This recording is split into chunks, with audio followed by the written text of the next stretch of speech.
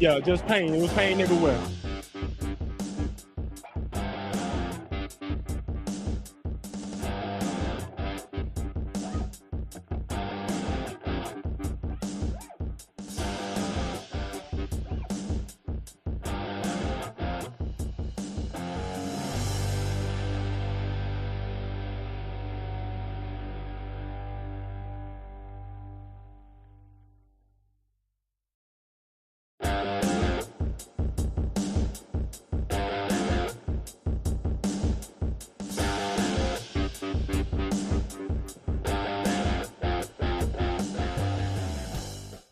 It's about the I gotta say, it's the stupidest thing in sports. Gets the ball, gets back, pulls up for the win. Got it! Detroit basketball. Oh, Holloman looks the clock, half court for the win. Oh! The Lions go for it. The Vikings create the pass. It's a touchdown to give. Javi Baez homered earlier. First one in the air, deep left field again. Yes, Tigers win! Javi is unstoppable! This is BS Sports. And away we go. Welcome one. Welcome all on a very sad December the 30th. You know what's funny? This is actually the first show since we've started this show many moons ago that the Lions are not in the postseason. So, hopefully I don't have to get used to this because this sucks. I hate this. I don't even know what I'm going to talk about next week. You think I'm going to break down that Bears-Lions game? You got another thing coming. I'll tell you that much. But welcome in. Hope everybody had a great Christmas. It's still the Christmas season, though. So, Merry Christmas to you all. And this is the last show of the calendar year. I think this is as close as I have ever gotten to a New Year's Eve show. I don't think I don't remember when New Year's Eve was last year. For some reason, I'm thinking it was on a weekend. I seem to remember a long weekend. And then the Lions game was that. I guess the Lions game would be this Sunday too. But anyway. So there's a lot to talk about. Yeah, I don't have a choice. Oh no. What are you going to do if I don't, Braken? Do you think I'm going to watch that game? Is there any other games on Sunday? Hold on. I'm going to check. What other games are there on Sunday? Because I'll probably watch those. Let's see. Wednesday, Thursday, Friday, Saturday. Okay, the Pistons play at 2 on Sunday. I'll probably watch that. That might overlap a little bit. Yeah, but other than that. Okay, 425. What are the 425 games? Okay, we got a lot of good ones. Okay. We got Rams and the Cardinals, or Cardinals Rams. Okay. Got Chargers Broncos. That could be a good one. A little divisional rivalry. Aren't they playing for the division? Maybe I'm wrong about that. Little Chiefs Raiders Tank Bowl. That's something. Commanders Eagles. Dolphins, Patriots, Jets, Bills. Oh, but Sunday night is the cream of the crop. So wait, are they out of the division race then? They must be, because that's why Herbert's not playing. Rams falling apart. I'm here for it. Broncos locked up the division. Oh, unfortunate. Anyway. So, a lot to talk about. But I will say, I pretty much broke a lot of this down last week. So, Lions lose on Christmas to the Vikings. Worst case scenario, they were down to 20% chance to make the playoffs at that point. Although, ironically, the things that needed to happen outside of their control did happen. The Bears lost to the 49ers and the Packers lost to the Ravens. So, if the Lions would have won on Christmas, we'd be going into the final week of the season with a chance to still make the playoffs. But they didn't, and they weren't good enough to make it. And if they did make it, they would have gotten destroyed. It would have been embarrassing. It would have been bad. I'm just going to say, since I pretty much said everything that I need to say, at least I did last week, and go ahead and watch the segment last week because that was really what it was all about. I got 3 points that I want to make on this, and I want to hear what you guys think. Point number 1, do not blame this on Jared Goff. There are some people out there in the ether that are blaming this season, or, I mean, if you want to blame the game on Jared Goff, okay. But this season, Jared Goff has been exceptional. I mean, I don't know how he didn't make a Pro Bowl, because he's one of the top 10, if not top 5 quarterbacks in the league statistically this year. And as a whole, all things being equal, he's definitely at least a top 15 quarterback, if not top 10. If you just, all things being equal, injuries, et cetera. He's a very good quarterback. And Dan Campbell this morning on 97.1, he reiterated his support for Jared Goff, and he's absolutely right. It's hard to be an elite level quarterback when your offensive line gives you like 1 second of protection and your plays take 3 seconds to develop. And we'll get to that in the next point. Point number 2 is that one of, if not both of these coordinators have to go. And it's probably not Calvin Shepard. Obviously, I think John Morton was a dead man walking when he lost his play calling duties. But Calvin Shepard down the stretch really did not do much to impress me. And I know his secondary was injured. He was dealing with that for much of the season. Literally the Legion of Whom was invented because of the game that he coached up against the Buccaneers. Although, as time went on, it appeared that the Buccaneers were not as good as they once appeared to be. But the offense, it just plays. I mentioned it earlier. They took way too long to develop. You just didn't have it didn't seem like the scheme matched the actual personnel on the field. Now, I don't know if when this hiring happened, they knew they were going to lose Frank Ragnow. But if they didn't know, or they did know, and this was the hire they made, it was just a completely illogical fit. It just did not work. The strength of the offense was that plays would develop quickly. You'd be able to run to establish the pass, and you just didn't have the personnel to do that. And the scheme was seemingly designed for that. So you need a change for sure. Like that just goes without saying. I don't know who specifically. A lot of Lions fans are hoping Mike McDaniel gets fired out in Miami.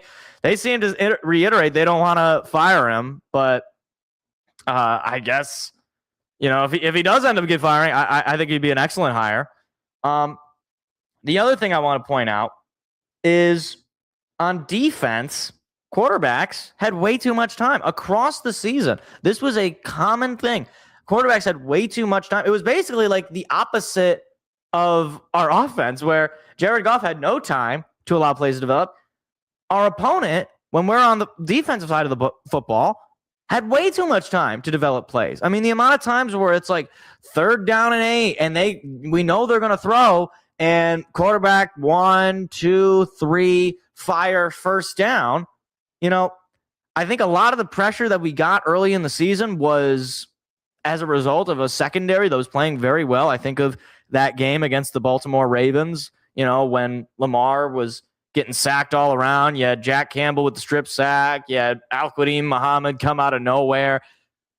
I think it was a personnel issue as well as a scheme issue. I don't think it was one or the other. It's no coincidence that the pass rush, quote unquote, seemed to go away once the secondary went away. With that being said, Calvin Shepard, similar to John Morton, needed to develop a scheme that fit the personnel, and he just didn't. Now, in his defense, he's a first-time coordinator. Morton, on the other hand, does not have that excuse. He's not a first-time coordinator, and he was brought into a much more complete product on his side of the football, offensive line notwithstanding, and he just failed to develop any sort of scheme that made sense and that had a style that was going to work. It just was not good. And now, one final point that I wanted to point out, and this is the point that is a little bit more narrative driven / somebody observed this and I was thinking about it I've been thinking about it actually for a couple of years. And it's this. Right now, the Lions' trajectory feels very similar to the Tennessee Titans of the late 2010s, early 2020s. Right? They trade for a, a quarterback that was drafted into a bad spot, or I guess Jared Goff wasn't drafted into a bad spot, but traded for a quarterback who was thrown away, seemed to be trajecting towards, a bust. They reinvigorate life into him. He becomes a really high-end quarterback. They get the number one seed. They get eliminated after being the number one seed. Nobody even remembers that the Titans were the number one seed not too long ago, and now you look at where the Titans are. They're their number one overall pick quarterback. He might be good. He might not be good, but they just fired their head coach. So that's never good for quarterback development. They're kind of a franchise that is lost. And this only tells me that Brad Holmes and company need to get this right, because this train could fall right off the tracks. Right now, you're not falling off the tracks, but you're leaning. You need to maneuver it one way or the other to get it back steady to where it needs to be. And what you can't do is what you did this past offseason. You definitely cannot punt on this offseason. You just can't. I mean, the glaring holes on this offense are not filled simply by the personnel you have in the room already getting healthy. It's just not there. If you get Kirby Joseph back, if you get Brian Branch back, if you get Josh Paschal and Levi Onwuzurike back, if you get Graham Glasgow and a whole year of Christian Mahomes, if you get all those guys back, you're still not anywhere near where you need to be, which is a Super Bowl contending team. You might be an 11 or 12 win team if you're lucky. And look, you might say, look, the Lions played in a lot of close games. Some of those games, if a couple plays go your way, you're probably looking at a very different result of the season. It is what it is. This is going to be the biggest offseason since probably 2022. And I made that point last week, I think. So you just need to get it right. And that means addressing the offensive line. That means addressing the defensive line. And that means really investigating why we are constantly leading the league in guys on injury reserve or guys not playing in general.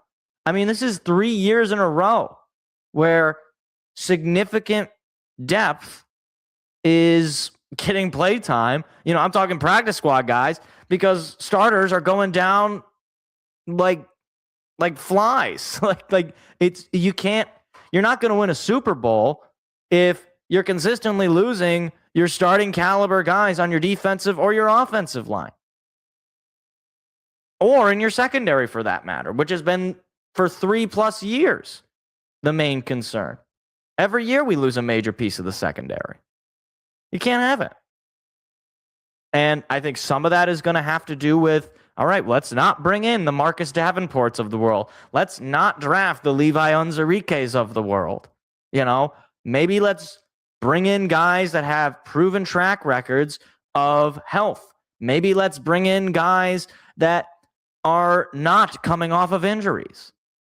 I understand if you want to do a 1-year prove-it deal as a depth piece to bring in maybe a Marcus Davenport. Obviously, he's not coming back. But as an example, I can understand that thought process as okay, here's our starter, but maybe we'll have this guy in the back in case, our starter gets hurt. Maybe. But you cannot rely on these players staying healthy. You just can't. And I hope that Brad Holmes has learned. And I'm sure that he has. I mean, if he hasn't, then it's an indictment on his ability to do his job and win us a Super Bowl. So go out there this offseason, do your job. And once again, if you think I'm going to break down that Bears game next week, not going to do it. Not going to happen. Because every time I watch the Lions, I'm just like Jameis Winston. Yeah, just pain. It was pain everywhere. Just pain everywhere. Just pain everywhere. Does anybody even know who their starter was, or their starting center was on Christmas? Does anybody even know? I have no idea. I could not believe that Graham Glasgow was not on the field. I don't care if his leg was falling off. This is the season on the line, streaming, national, whatever. How are you not on the field? Anyway, I guess everybody just checked out at that point. Jameis? Yeah, just pain. It was pain everywhere. Just pain. It was everywhere. Pain everywhere. I love that. I'm so glad that I added that.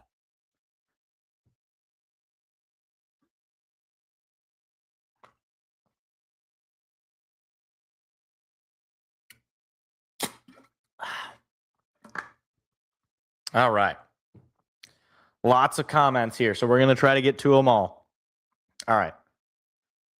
Let's see. If the Lions were better, everything fell into place for the Bears versus the Lions to be in the division. Very true. Very true. D-line got 0 pass rush as well. Very true. I already mentioned that. About the offense, a Redditor made a very good point about the offense. Seen completely change scheme with Martin. Yeah, I think I know what post you're alluding to. I saw that post as well. They definitely need to go back to whatever they were doing before. I mean, I understand their personnel has changed, but you lost Zeitler, you lost Frank Ragnow. I'm not saying you got to find the next All-Pro center/guard, but you're going to need to find players that are going to be able to help this offensive line. You're going to have to find above average players. And whether that means you're going to have to take some draft picks, maybe even take some depth piece players that you like to go out and make a move, you got to do it. I mean, like, what's the point of having, say, a Josh Paschal on your team if he barely plays? And when he does play, he's not doing that much. No offense to Josh Paschal. I actually kind of like Josh Paschal when he plays, but he's not doing much for you. Remember, from an offense about attacking the middle of the field, attacking the middle of the field in quick plays to an offense chasing deep plays, 100%. 100%. The amount of times where you just didn't see Goff on a play action throw a screen to Gibbs or Montgomery, or the quick slant route to St. Brown for a quick first down. Like, it just wasn't there. And obviously the loss of both of your starting tight ends did not help any sort of pass protection or just extra blocking in general. But still, if they knew Ragnow was retiring and didn't use a first to draft O-line, they messed up bad. I agree. 100%. 100% agree with that. Combined with that, with a new O-line that can't hold up long enough, we got the issues we saw. On top of that, our new system doesn't fit the strengths of St. Brown and Sewell. True. Offseason will be a make or break. But offseason will make or break this rebuild. If we miss the playoffs again, Brad Holmes might need to go. I'm not going to disagree with that. Excuse me. Maybe we're practicing too hard. Maybe our strength. Yeah, I mean, this is something that Campbell and his coaching staff are going to have to look at. I mean, what are his players saying about the practices? And they might have to be perfectly honest with themselves and say, look, are we pushing ourselves too much in practice or in training camp or whatever it is that late down the stretch we are paying for it, basically? I don't know. What do we rank in pressures and sacks this year? I'm not totally sure. Let me see. NFL team sacks leaders. Team stat leaders. Okay. Offensive leaders, defensive leaders. Maybe we'll see this. This is probably going to be the most. Let's see. Okay, this does not give me sacks. Thanks, ESPN. That's great. Defense sacks stats by team. Okay, here we go. I think. Yes. So, the Lions... Oh, wait, this is the amount of times they've gotten sacked? Okay, hold on. What? This doesn't make any sense. How could the Broncos have 19 sacks? That's not right. That's like one player on their team has that many. Maybe just here. Let's see. NFL standings and stats.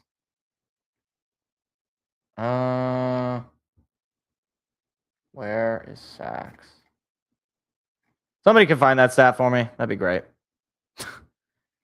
That'd be great. How was my holiday time? It was good. It was good. I enjoyed my Christmas, other than the Lions losing, but it was good. Let me see.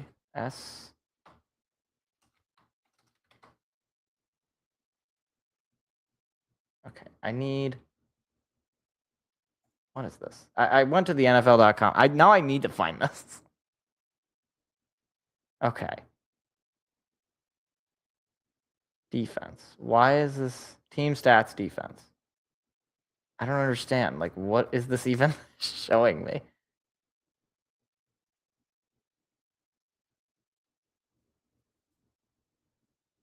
Sacks. Okay, there we go. I think it had it weird. Okay, so the Lions were actually top 4 in total sacks with 48, but I think that's a very misleading stat because they would feast on some bad quarterbacks. They had a bunch of sacks on Max Brosmer on Thursday, and they would get they got a few sacks on what's his name out in Cleveland, Joe Flacco, back when he was on. Wow, I think when we played him, it was Joe Flacco. Isn't that crazy? Yeah, like they would get a lot of sacks, but let me see if I can find their pressure. Yeah, the sacks would come in bunches. Yeah, this. I don't need to. I'm not going to repeat that, but let me see. NFL team pressure rate. NFL pass rush, NFL football stats, team sack percentage, defensive line. Is there like a pressure? I don't know. Pressures are kind of hard to measure, I think. And let's see, maybe this will be good. Pressure rate. NFL defensive stats. So pressure rate for the Lions was 37%, which is the same as the Steelers, oddly enough. But that would put them at 1, 2, 3, 4, 5, 6, 7, 8, 9, 10, 11, 12, 13, 14, 15. So they're literally middle of the pack in pressure rate, which tells me that their pass rush is not all there. I mean, you got Aiden Hutchinson basically accounting for all 40 or 37% of that, pretty much. Yeah, right. I mean, I'm just looking at sharp football analysis, so take for that what you will. I mean, look, I usually don't recommend the eye test in general when you really want to dive deep, although the eye test can be useful for, your general impressions of things. When you watch the Lions, would you describe their defensive line as a strong suit? Because I would not. They weren't able to stop the run down the stretch there, so you can't even say that they're good at stuffing the run like they used to be. And when it came down to those big third downs, I can't remember the last time they got a sack on a third down. I'm actually being honest. I can't. The last time I remember them getting a big sack was against the Giants when Hutchinson got the game winner. That's the only time that I could remember their pass rush actually like doing something. And it was like, well, you knew they were going to throw. Like, I don't know. The entire team did not pass the edge. Very true. Very true. Very true.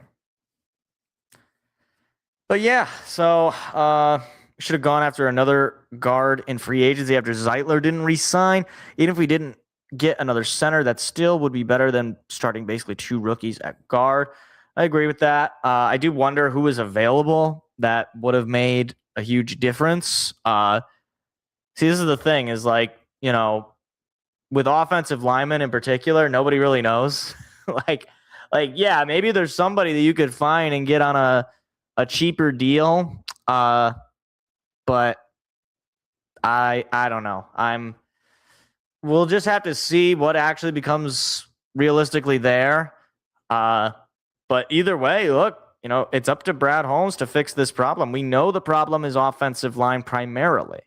And we know in a deeper way, it's the trenches in general. So he's going to need to address both of these issues. And of course, Campbell will really handle the coordinators. And of course, the injury things. Like, this is something that needs to be talked about, as far as I'm concerned, the entirety of the offseason. This is something that needs to be studied. You need to bring in trainers. You need to bring in whoever you need to bring in. You got to bring in the right people. Based on deep analytics, the Lions O-line has been the second worst at pass blocking and 17th best at rush blocking. Keep in mind, this does not include wide receivers, tight ends, or running backs helping the O-line block. That's tough. That is tough. You're not going to win a whole lot of football games that way. Very good stat there, Aquaman. Thank you. Now go back to the ocean. How did you get out of the ocean? I guess Aquaman can leave the ocean. He's not a fish man. He can. Well, I guess a fish man could. I'm trying to figure out mythology. Anyway, yeah. So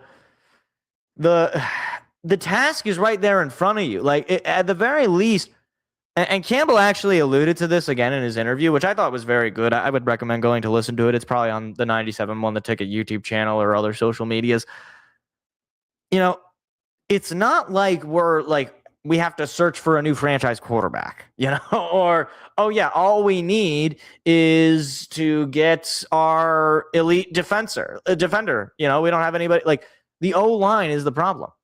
Like, you fix the O-line and you're probably 3 more wins better. Honestly, like seriously, like, you probably don't get swept by the Vikings. You know, you at least like split 1.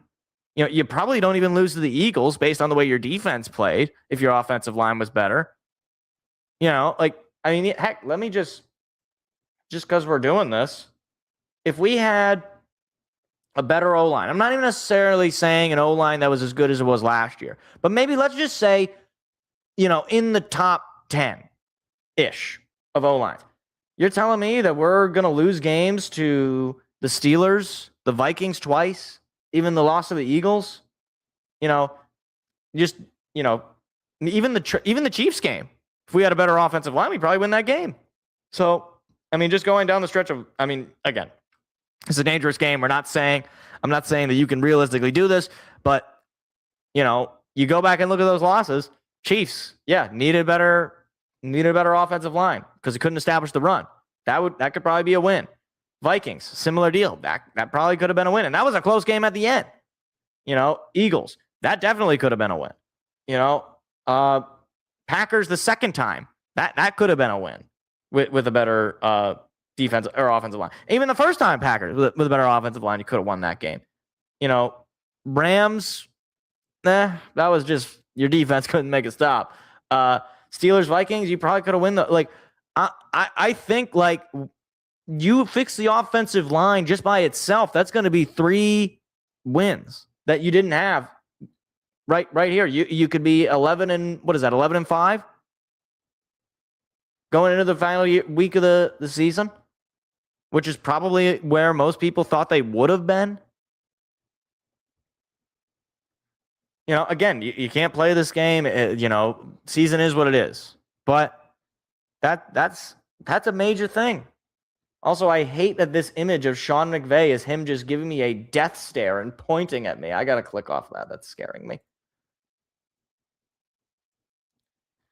Yeah, I mean, look, this is another thing, but they were playing games that were way too close to where, unfortunately, when the refs did make a bad call like that, you know, they didn't have the personnel to be able to overcome bad calls. Now, look, you want to say the Chiefs game where they took away that Goff touchdown when they shouldn't have taken it away. You want to say that was a game that you could say was switched? Sure. You want to say even the Eagles game where they screwed you and gave you a pass interference when you could have gotten the ball back and scored a touchdown to tie it or take it into overtime?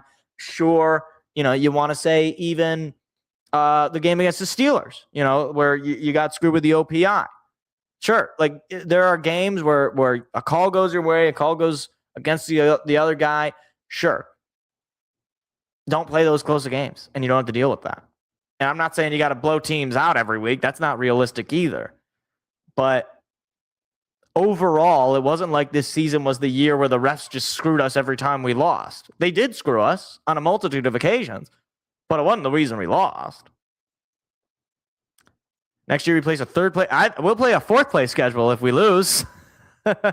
So let's not get ahead of ourselves. And also, if the Vikings win and we lose, or if the Vikings win, then we will play a fourth place schedule, even if we do win, because they'll have, I think they'll have the same record as us.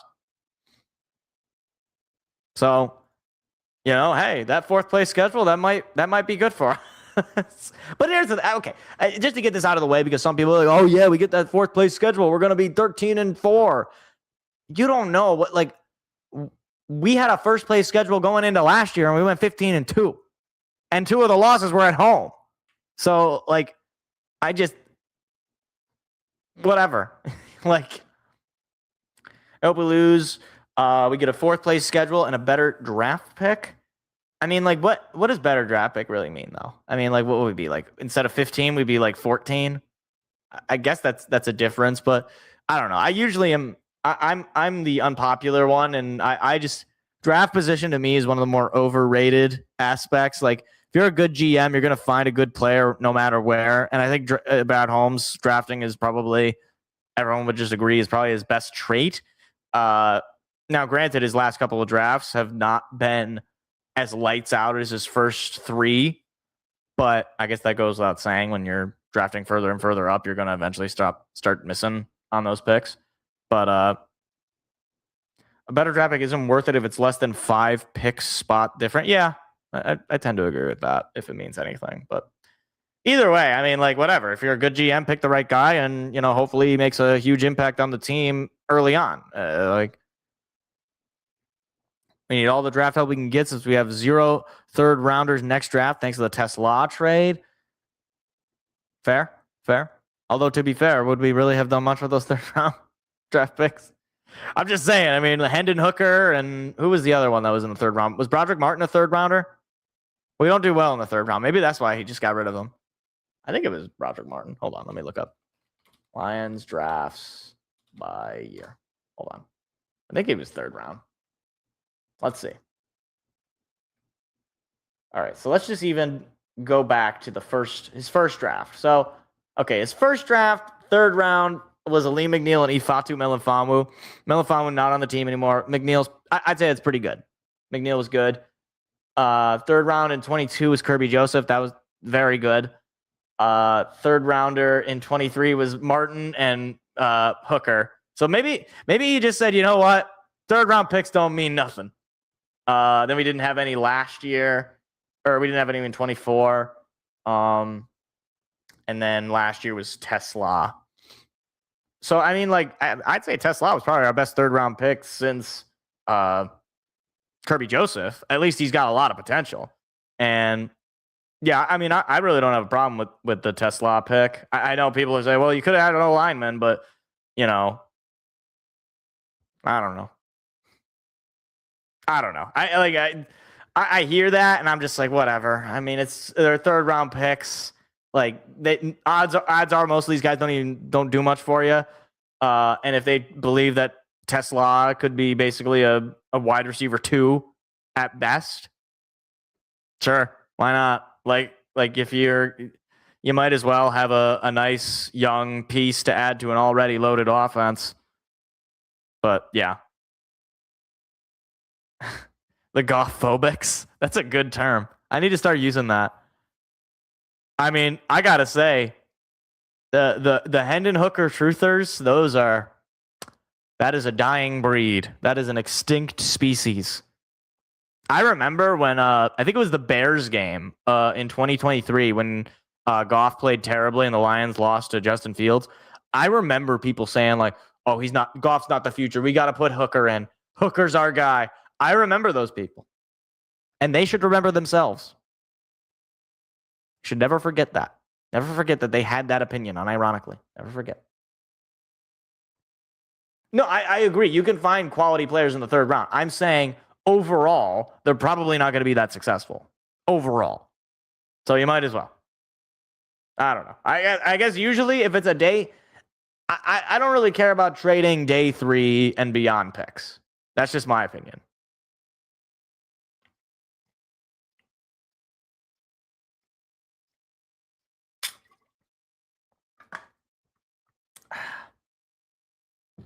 This is true. You'll probably find more talent in the third round than 4 and 7. That's true. That is true. Although, again, when you go to 4 and 7, actually, I actually think that Holmes has done better in 4 to 7 than he has in 2 to 3. You ready for that? You ready? Here's just 4 to 7. St. Brown, Derek Barnes, both guys I think are St. Brown is elite, and Derek Barnes I think is good. Then you got James Mitchell. He's still on the team somehow. Malcolm Rodriguez I think is good. James Houston was good for about a year, and then he just went away. Chase Lucas had his moment in Hard Knocks. That's about all I remember from him. Colby Swordsdahl, he's on the team still somehow. Antoine Green, I remember him in the preseason. Sione Vaki, and he's pretty good on special teams, I think. Giovanni Manu, he's the guy out of British Columbia.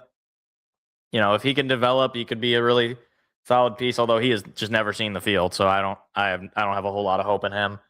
Makai Wingo, he's a guy. I think he was projected to be a lot higher, but he was hurt. So what a shock. Christian Mahogany, I think he could be fine. Obviously this year notwithstanding, he's raw, but he's shown a lot of potential.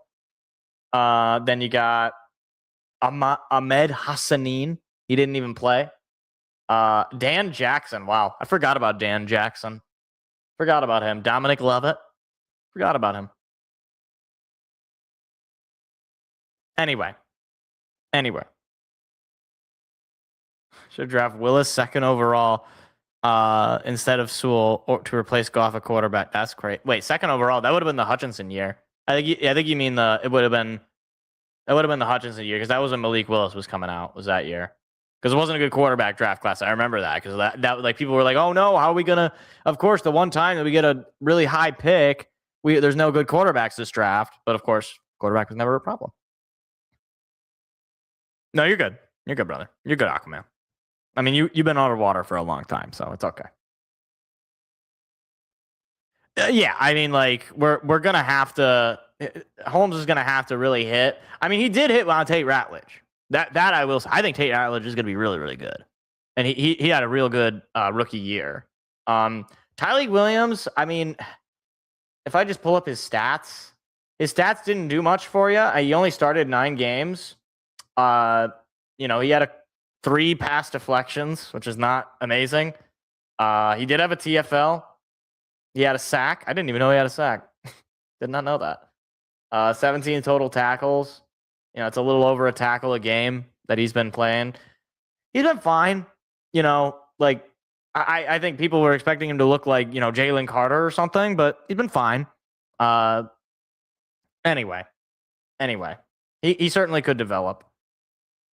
He really lost playing time once McNeil came back. Yeah, and my thing is, you got to get rid of Reader. DJ Reader is doing nothing for me. Tyleik Williams is definitely his replacement. And I think if you have Williams and McNeil in there, I think that's a lot. For one, it's a lot younger. So it's going to be a lot. You're going to have a lot more energy there than DJ Reader. But yeah. Oh, they need to do an IOU trade with I don't know which team to properly shore up our offensive line with quality players, not just backup quality ones. Rookies at O-line take longer to process. Yes, 100%. You're going to need to find somebody. You're definitely gonna need to bring in somebody with actual pedigree. You can't just bring in another, depth piece. You can't bring in the equivalent of a Roy Lopez, basically. You're gonna need to bring in somebody that not necessarily like a big name, but like somebody where you're like, because I don't think most offensive linemen are big names. But somebody you're like, oh, okay, that's probably going to make your offensive line better. Not going to make it worse. So, anyway, this has been a very uplifting conversation, guys. All right, let's maneuver on over to the rest of the NFL, Week 17. So, the Ravens massacre the poor Green Bay Packers. The Packers put in Clayton Tune at the end of this game. Didn't know he was on the Packers.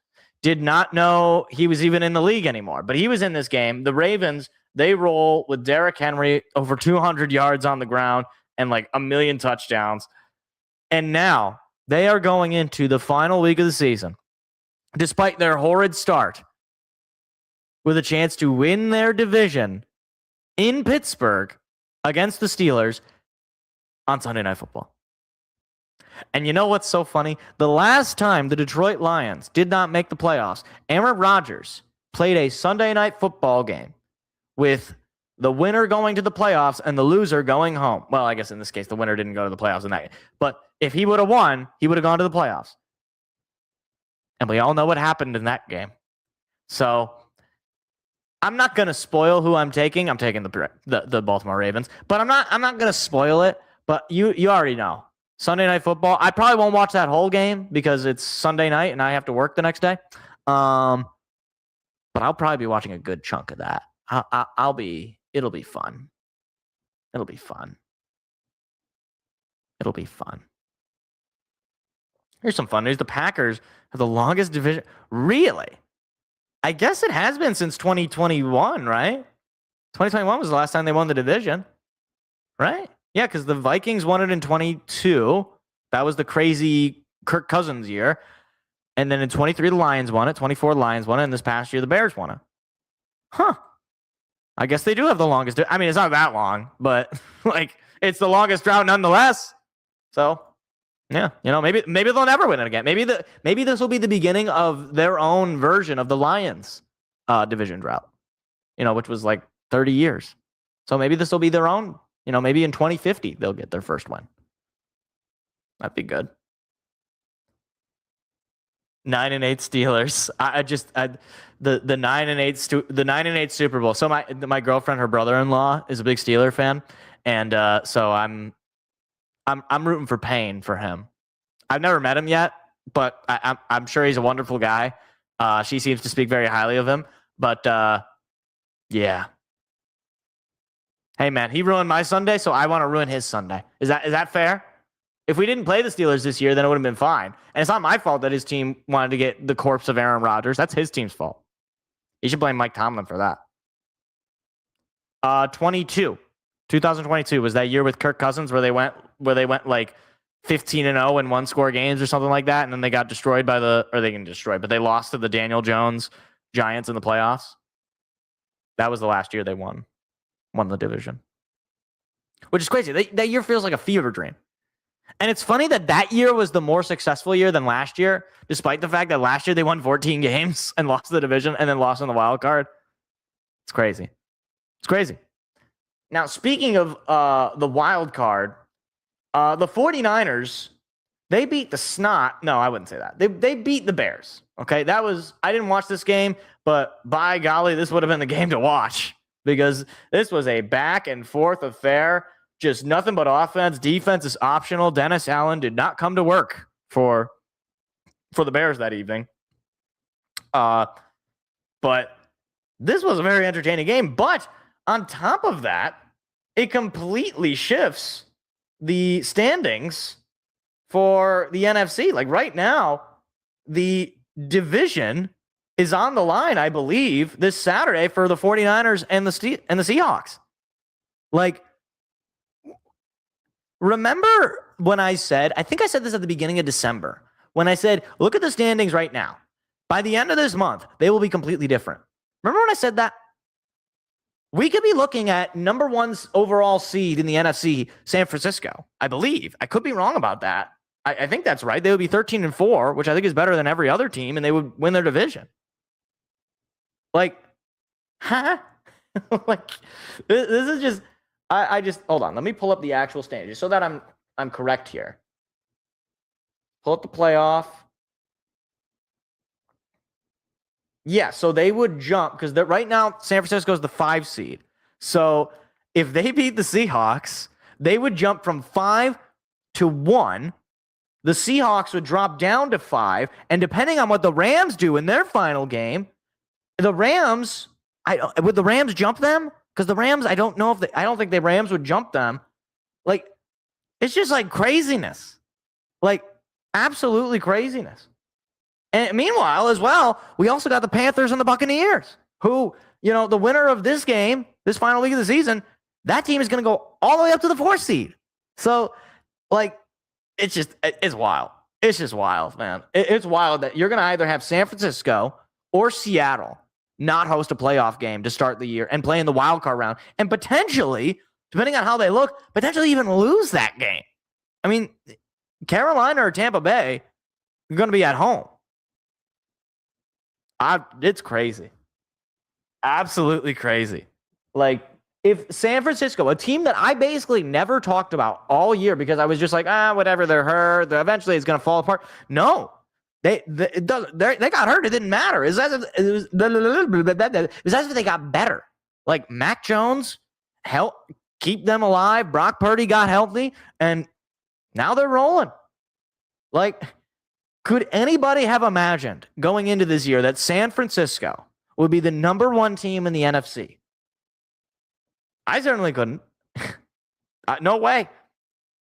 Also, I'm pretty sure if the standings do not change from the 2 seed and the 7 seed, which I don't think they would, actually, no, they could. If the Bears lose to the Lions and the Eagles win, then the Eagles would be the 2 seed because they would overcome the Bears in record. That's crazy. This is like the final week of this season, we're going to get all the seeds, and then I can't wait for next week's show when we get to really preview all the matchups because the NFC is so gosh dang interesting. Right now the Bills are the 7 seed in the AFC, which is absurd. Right now they'd be matched up with the Patriots, a team that they just beat. Not literally, but you know what I mean. I mean, they're in, but it's like, still, craziness. Had the Rams won yesterday, we could have a scenario where the 6th seed plays. Wait, hold on. I'm trying to see what you say. The 6th seed is a 13-win team. Okay, hold on. Okay, I think I see what you're saying. Yeah, because if the Rams would have won, because the 49ers have the tiebreaker on them. Okay, I see what you're saying. I get it now. Lions have a chance to prevent Caleb Williams get 4,000 yards. Okay. Maybe if they bench him. The 6th seed in the playoffs is a 13-win. I see. Okay, now I understand. Words are hard. Not for me, but for some people. Just kidding. I'm kidding. That was so mean. Wow. What a sour individual I am. But yeah, so this is just a crazy ending. Now, speaking of the LA Rams, I did this segment a couple weeks ago. And by a couple weeks ago, I think I mean maybe like early on this month. And it was about Matthew Stafford. So Matthew Stafford this year, certainly I'd say, is having a career year. I mean, probably one of the best years, if not the best year he's had all season. However, unfortunately for him, Monday Night Football comes around. He's playing the Atlanta Falcons, who are out of the playoffs. They have no life in them. The only thing that they got is home field advantage. And they don't even have that. Because, please, it's the Falcons. Does anybody care? And I think basically going into this week, people are like, yeah, he's going to win the MVP. And he single-handedly threw that MVP into the hands of an Atlanta defender. I mean, let me just pull up our good old pal, Matty Staffy. Let's pull up his numbers, shall we? Because they're not great. You ready for it? Box score. He threw the ball 38 times, was 22 for 38, 2 touchdowns, 3 picks. I believe 2 of them were pick sixes, was sacked 3 times, a 41 QBR, and a 64.5 rating. He was bad. Like, straight up, let's just say it like it is. He was bad against a not that good Atlanta Falcon team. Not even not that good, a not good Atlanta Falcon team. An Atlanta Falcon team that has been not good for a very long time, basically since 2016. And it made me think because, okay, just a couple of weeks ago, I was pilloried by many of viewers for saying, I don't know that Matthew Stafford right now, if he retires, is a Hall of Famer. And I wanted to reopen this discussion because I think at this point it is clear he's probably not going to win the MVP. I think it's going to be Drake May, but we'll see. He's still got a final week to perform. If he has a 5-touchdown day in the final week of the season, is he right back into the conversation? Maybe. But let's for the sake of discussion, let's assume he doesn't win the MVP. Is he a Hall of Famer? I think he will get in. Let me just make that clear for people. I think he will get voted in just because he's been in the league for so long. The longevity is going to be his friend. And, the kind of resurgence of him as a top quarterback in the league into his later years, I think that's only going to help him because it's going to say, hey, look how terrible the Lions were to not utilize him correctly, that we only got this version of him when he was past his prime, presumably. I'll just say this. He will I mean, this isn't going to be his final year, I assume. But assuming this is the best we're going to get, and he's done getting Pro Bowls, he's done with an MVP shot, whatever. He's going to end his career as a 3-time Pro Bowler, a 1-time Super Bowl champ, and a 1-time comeback player of the year. Outside of the longevity, is this really one of the all-time great quarterbacks? I know that it's more than just accolades. And a lot of that, he could have probably gotten more Pro Bowls if he wasn't on the Lions for many of those years. Fine. Fair enough. But without that MVP, without that Super Bowl MVP, without that, real, stretch. I mean, even when he got to the Rams, 21, obviously he was great. 22, he gets hurt. Doesn't play a whole lot. Missed 8 games. 23, he was back, but then he lost in the first round of the playoffs, just like he used to when he was in Detroit. 24, pretty good. Not bad, but not, amazing. Just 20 touchdowns, 8 picks. Fine. Got into the playoffs. Almost got to the Super Bowl, but didn't. Then this year, really good. Over 40 touchdowns, elite passing numbers, but he's still got some of that interception bugaboo. He's close to double-digit interceptions, 2 seasons in a row where he's thrown 8 picks. And he did get the Pro Bowl, and he did get the big stat, leading the league in several big stats, namely touchdowns. But it just, in my mind, he will always be that guy who he can put up really big numbers and he can blow you away with his arm strength. And when he's on, man, he is on. But when he's off, it's just, oh boy. It is, you will live by the staff or you will die by the staff. And I know that you could say that with every quarterback, basically. But with him, he doesn't have that pedigree that guys like Manning or Brady or who's the other one? Who's the other one in the 2000? Breeze. He doesn't have that kind of pedigree where it was every single year you're like, okay, yeah, this guy's a top 5 quarterback. This is the first year where I think he's definitively in that upper echelon with the Allens of the world, with the Mahomeses of the world. And we also got to bear in mind, even if he does get this MVP, we got to bear in mind, okay, well, this is a year where Lamar Jackson got hurt. This is a year where Mahomes had a terrible staff all around him.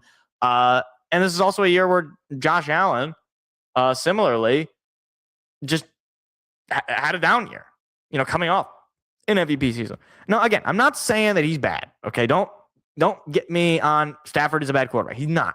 He's a very good quarterback.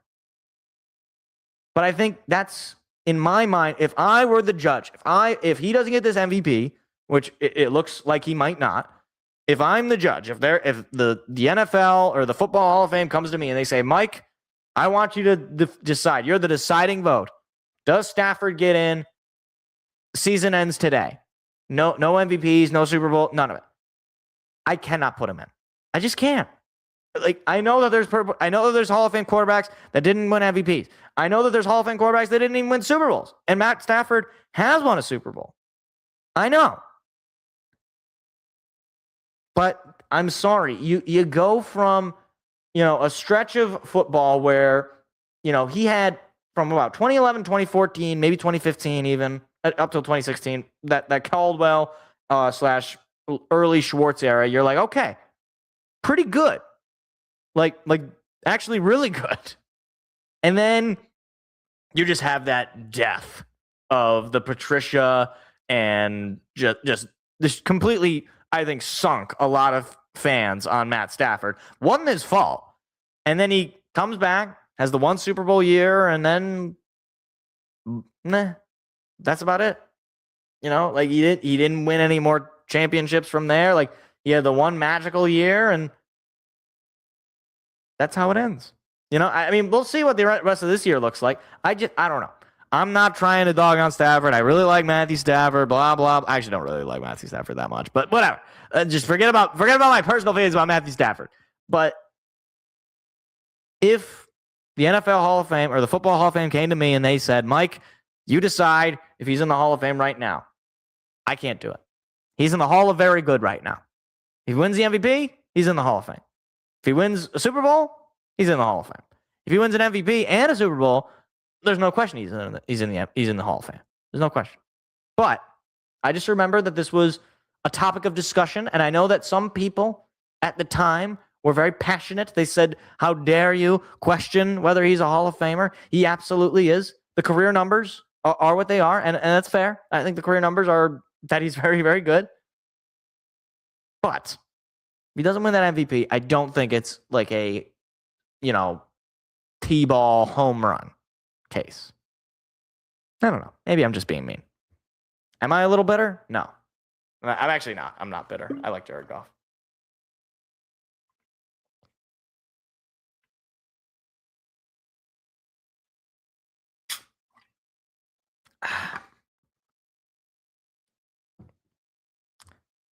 The CFL version of Stafford is Dieter Brock. He was the Blue Bombers quarterback who kept putting up stats with a huge arm, but lacked accuracy and traded for Tiger Cats'. Hold on. Who is Tom Clements? Who is that? Who is this? You keep talking about Tom. Is this a real person? Aquaman? Hold on. Tom Clements is an American former professional football player and coach. He played as quarterback in the Canadian Football League and National Football League. Guys, he's real. He's real. He went to Notre Dame. That's pretty. Oh, I didn't know that.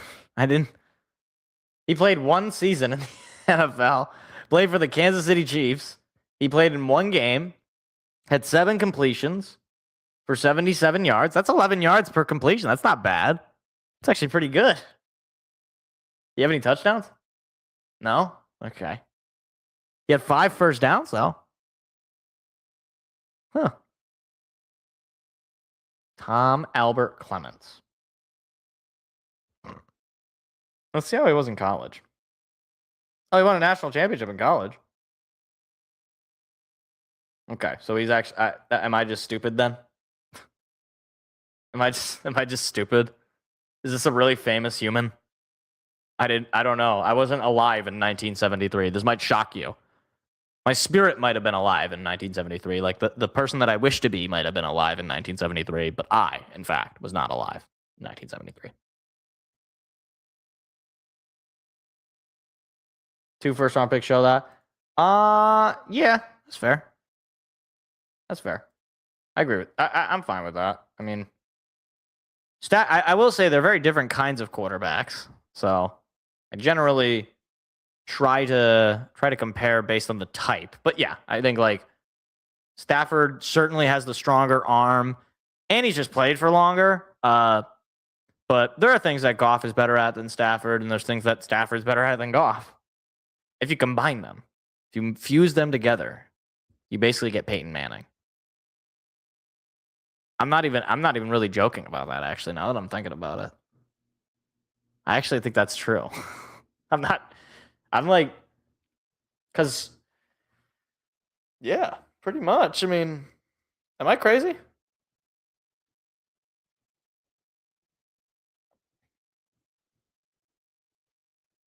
I think that's pretty good. I think Stafford and Goff, if they did the fusion dance, they'd become Peyton Manning. I like that. What's Goff better at? Accuracy, I'd say. I think he's more consistent. I think he is better at his reads overall. I think Stafford is more of a gunslinger. But I think Stafford is more likely to, take a shot and pay for it than Goff is to take those kinds of risky throws. I would agree with that. Okay. I don't know, man. I mean, Stafford is more fun to watch. That's just like that. I think that's what a lot of it is. It's more fun to watch a guy throw the ball 40 yards than it is to watch a guy run play action and just dunk down to his tight end or hit a receiver in the slot. I don't know. That's true. That's true. The Pro Bowl accuracy contest. You know what I want for the Pro Bowl? I want to go back to where they played in Hawaii. That's what I want. But you know what? Yeah, I know the stadium is like destroyed. I want them to play it in the destroyed stadium. That's what I want. Could you imagine the environment? They're just, like they're running around and all of a sudden there's like a sinkhole. Oh no, Justin Jefferson just fell into the bottom of the universe.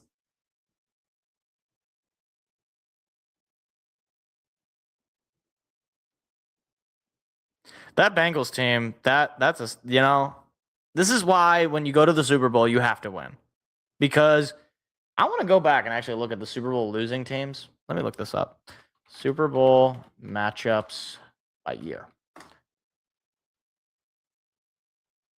Right. It'd be like that. It'd be like in The Dark Knight Rises. Just, what's his name? Jahmyr Gibbs is just running on the field and all of a sudden the ground is away. Let's just see. Super Bowl histories. Okay. Because this is why when you go to the Super Bowl, you got to win. So last year, notwithstanding the Chiefs, I guess we'll see what ends up happening with the Chiefs, obviously. But the 49ers, they had a terrible year last year. Maybe they got back this year. Eagles, similar deal. Okay. Some of these more recent ones, they don't exactly fit the narrative, but ignore me or shut up. Don't ignore me. The Bengals, that's one where they lose that Super Bowl and their whole franchise trajectory just falls apart. 49ers, I guess they got back not that long after. Chiefs, similar deal. Again, 49ers, Chiefs. Geez, we really had a lot of 49ers and Chiefs this decade. Enough. Can we have some new teams, please? We had 1 year of solace. 1 year. And we still had a California team, the Rams. But yeah, like even the Rams, they lost that Super Bowl. They had to switch up a quarterback, and then they finally got back, several years later. I guess I wouldn't say the Patriots. The Falcons, that's a team they lose. Oh. Panthers lose that Super Bowl. 2016. Heck, even the Seahawks, they lose that Super Bowl in 15. They haven't been back. They haven't really been that close since. Broncos, similar deal. I guess they won the Super Bowl a few years after, but I guess they won. But so we'll ignore that. 49ers again, geez. Must be tough being a 49ers fan, man. Must be tough. Steelers, that's a good, Steelers haven't done anything since losing that Super Bowl. Colts, wow, we're really going back. We're really going back. Cardinals, that Super Bowl run for the Cardinals back in 2009, I remember that. Larry Fitzgerald, Kurt Warner. That's tough. Well, not the one in Ford Field. No. What's the one in Ford Field? There in 2006. That was the Steelers Seahawks. I knew it was the Steelers one. I don't remember that one, but I guess I remember that one of them was in Ford Field. Anyway. All right. So it is about that time of the show where we go ahead and embarrass ourselves and we try to make some picks. So, you know what? Hit the music.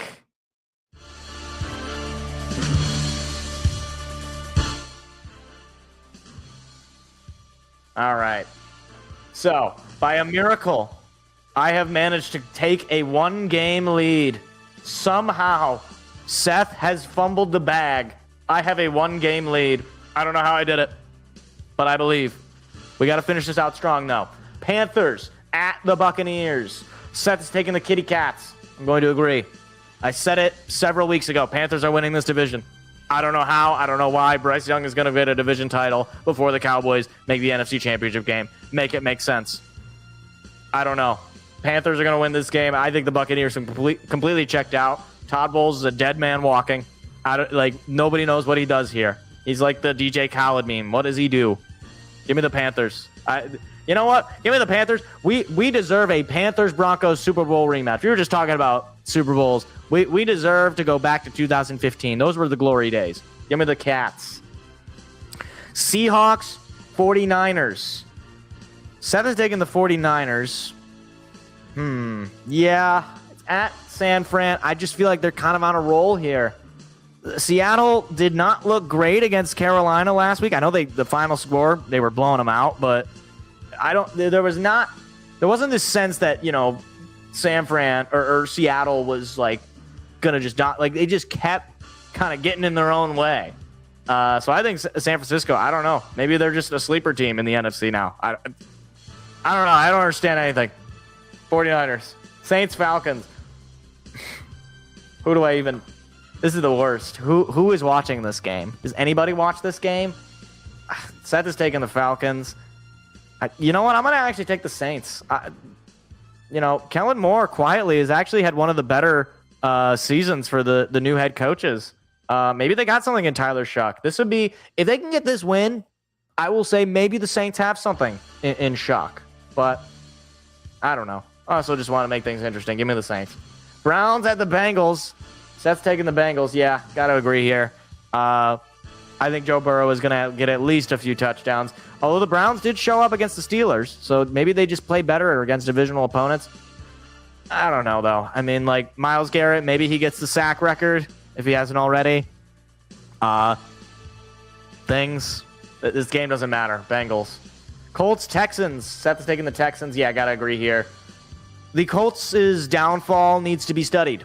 I will say I did not believe in the Daniel Jones Colts for the longest time, but then he got hurt, and that was kind of the worst of both worlds for everybody, because then it was like, well, is it really that it didn't work, or is it that their quarterback went down and they had to bring in Phillip Rivers?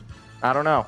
He's not going to be playing this game. Riley Leonard's going to be playing, which is unfortunate because I wanted one more game of Colts Phillip Rivers, but they don't love us. They don't love us, Indianapolis. They hate us. Give me the Texans. Titans at the Jaguars. Seth is taking the Jags. Yeah, got to take the Jags. Does anybody have an opinion on Cam Ward? Because I got nothing. Maybe he's good. Maybe he's not. I don't know.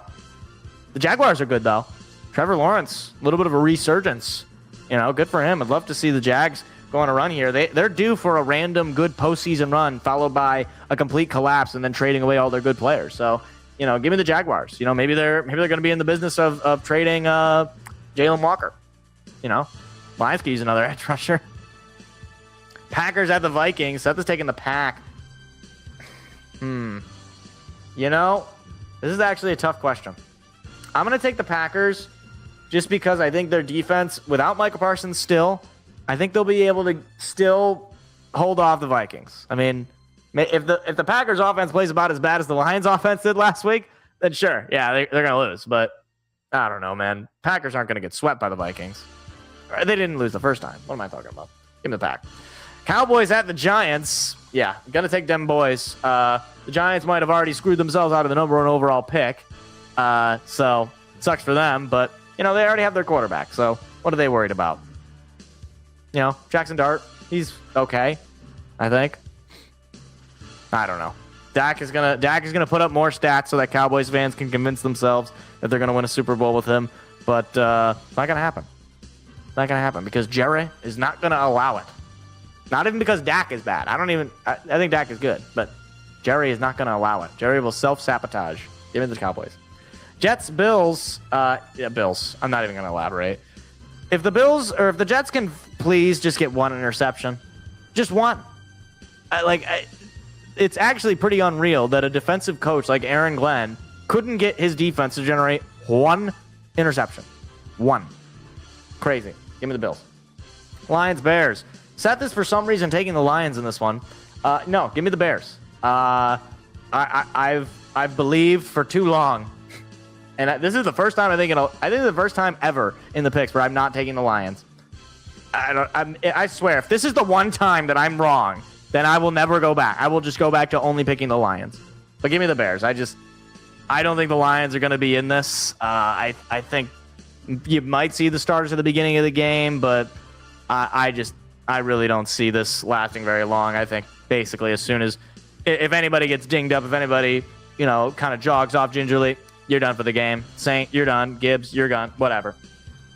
Chargers at the Broncos. Seth is taking his Chargers. I am going to take the Broncos. There's going to be no Herbert in this game. I've been informed. So give me the Broncos. The defense is good enough. I think the Broncos, even if Herbert was playing, I'd probably still take the Broncos in Denver. They're one of the weirder number 1 seed teams. I don't know. I still don't really trust them offensively. I don't think it's going to be able to be good enough to get it done in the postseason. But look, stranger things have happened. Give me the Broncos. Cardinals at the Rams. Yeah, taking the Rams. I'm never taking the Cardinals again. That's my standard. I'm not going to elaborate any further. Chiefs at the Raiders. Seth is taking the Chiefs. I actually don't know who to take here. I guess I'll just take the Chiefs just because Andy Reid has a pulse as a coach, and I don't know that Pete Carroll knows that there's only one game left. Yeah, give me the Chiefs. Hopefully they can get the Raiders can get the number 1 overall pick. They've never failed at that, right? There's never been a famous number 1 overall pick that the Raiders have failed at. No, that's never happened. Dolphins at the Patriots. Give me the Patriots. Drake May is going to officially coronate himself as the MVP of this game. He's probably going to throw for like 1 million touchdowns and then get benched in the second quarter. I don't even know if he's going to play. I don't know. Give me the Patriots. Commanders at the Eagles. Yeah, give me the Eagles. I don't. Who are the Commanders even? Josh Johnson in their quarterback now? It's tough. Tough year for the Commanders. Talk about sophomore slump. This feels just like Robert Griffin III. It really does. Like eerily. Maybe it's just because they're playing in that same garbage stadium. That's probably it. Ravens at the Steelers. You know who I'm taking. I'm rooting for the memes. 9-8 Super Bowl will be undefeated. The Steelers are not allowed to win double-digit games. It cannot happen. The Ravens are going to go into Heinz Field, or I think it's Acrisure Field, or whatever it's called now. It's Heinz Field to me. And they're going to go out there and lay an egg. Aaron Rodgers in a big-time spot. He hasn't been big-time Aaron Rodgers, prime-time Aaron Rodgers in so long. And I don't think he's going to suddenly bring it out today. DK Metcalf may have actually cost his team the postseason by punching that fan. Shout out to that fan. If there is a silver lining in this storm cloud for this Lions season, it is that fan might have gotten Aaron Rodgers eliminated from the postseason without even getting a chance. That's wonderful. All right, rounding it all out. Panthers at the Buccaneers, both taking the Panthers. Seahawks, 49ers, both taking the 49ers. Saints, Falcons. I am taking the Saints. Seth is taking the Falcons.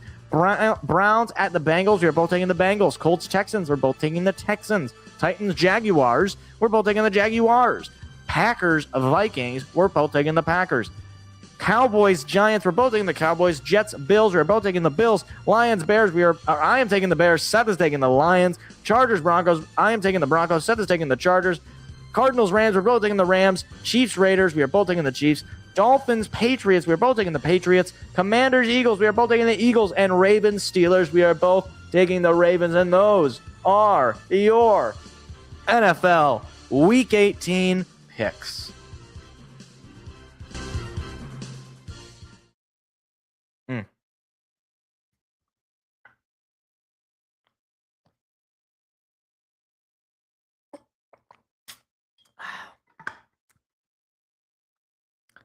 Legendary. All-time rage baiter. All-time. Absolutely elite rage bait right there. All right. So that is it for our show. But before we go, I usually do this at the end of the football season. Although because the Lions are done for the season and because it's the end of the calendar year, wanted to at least shout out all of you guys. So thank you for another great year for the channel. We came very close to getting to 500 subscribers by the end of the calendar year. We're at, I believe, 445. So, at the current trajectory, I think we will hit 500 by the end of next calendar year for sure. So I do appreciate it. As much as the Lions season was a bit of a nightmare, still fun to do the live reacts. It's still fun to do the show every week. With football regular season coming to a close, obviously the focus will be week to week with the playoffs. and all that fun stuff. But then, of course, we get other sports that we get to talk about. Michigan State basketball and Michigan basketball, for that record, both look very good. The Pistons look very good. They got a big game tonight against the Lakers. I won't be watching even a single second of that. The Red Wings actually might have broken free of their postseason drought. Maybe they're no longer in the Bermuda Triangle of mid. So we'll have other things to talk about for sure. And of course, the offseason will be interesting for Detroit. And before you know it, the Tigers will be back. Yeah, just pain. It was pain everywhere. Thank you, Jameis. With that being said, though, thank you all for making the year of 2025 a great year for this channel. If you have not already, please hit the like. Please hit the subscribe button. Share the channel with friends. We want to get to that 500 subscriber mark. Maybe we do. Maybe we get 15 subscribers in the next day and a half. Maybe over the next 24 hours, we get 15 subscribers. We get 500 subs before 2026 starts. So either way, thank you all for another great NFL season for the Lions, and thank you all for another great calendar year of 2025. With all that being said, have a great rest of your night, and I'll see you all next Tuesday for the show, because I won't be doing a live react to the Lions-Bears game, just so you know. I don't know if that was already clear, but just want to let you know. Have a good rest of your night, everybody, and take care. See ya. Have a happy new year. See ya. Goodbye.